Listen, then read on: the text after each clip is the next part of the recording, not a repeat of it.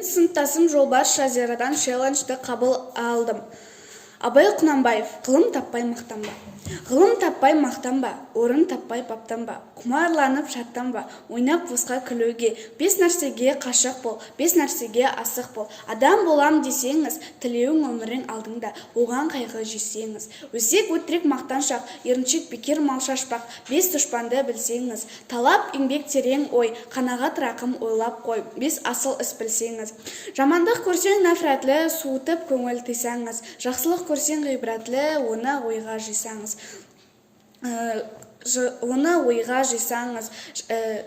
Ғылым болмай немене, балалықты қисаңыз. Ондай болмас қайта деп бір ғалымды көрсеңіз, ондай болмас қайта деп айтпа ғылым сүйсеңіз. Сізге ғылым кім берер, жанбай жатып сөнсеңіз. Дүние де өзі, мал да өзі, ғылымға көңіл берсеңіз.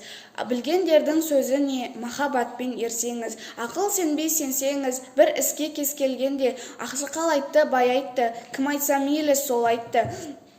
Ақыл менен жеңсеңіз, надандарға бой бермей, шын сөзбенен өлсеңіз.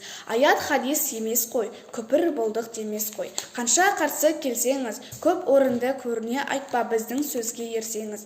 Мұны жазған кісінің атын білмей сөзін біл. Осы жазған дүниеден шешені де өткен не бұлбұл, көсемі де өткен не дүлдүл. Сөз мәнісін білсеңіз, ақыл мизан өлмеу қыл. Егер қисық көрінсе, мейлің таста мейлің күл. Егер түзу көрінсе, ойлап құлаққа іл. Ақымақ көп, ақылды аз, демек көптің сөзі пұл.